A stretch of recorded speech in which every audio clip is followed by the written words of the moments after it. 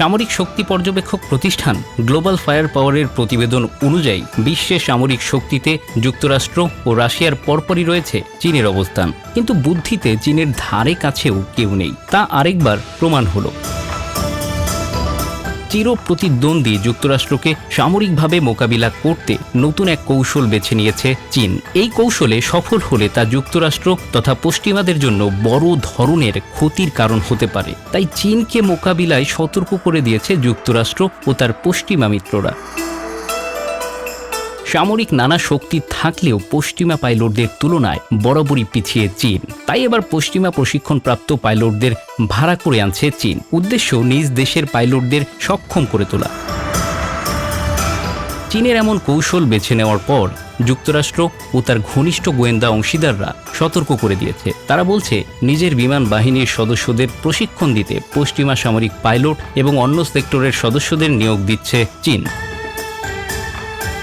সম্প্রতি তথাকথিত ফাইভ আইস নেশন যুক্তরাষ্ট্র, যুক্তরাজ্য, কানাডা, অস্ট্রেলিয়া ও নিউজিল্যান্ড এক যৌথ বুলেটিনে এমন সতর্কতা উচ্চারণ করেছে।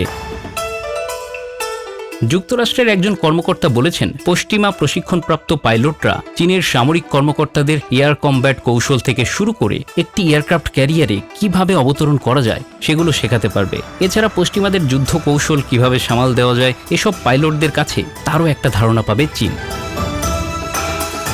মার্কিন প্রতিরক্ষা দপ্তর পেন্টাগনের deputy press secretary Sabrina Singh বলেছেন, প্রশিক্ষণের সময় যে মূল্যবোধ শেখানো হয়েছে আমাদের পাইলটরা সেটা সব সময় সমুন্নত রাখবে এবং তাদের প্রশিক্ষণ কেবল যুক্তরাষ্ট্রের ভেতরই দেওয়া অব্যাহত রাখবে বলে আশা করে পেন্টাগন। চীনের এমন কর্মকাণ্ডকে যুক্তরাষ্ট্রের জন্য নিরাপত্তা হুমকি বলেও মনে করেন পেন্টাগনের এই কর্মকর্তা। দক্ষিণ আফ্রিকা, সিঙ্গাপুর ও লাওসের মতো তৃতীয় দেশে ব্যক্তিগত কোম্পানি তৈরি করেছে চীন।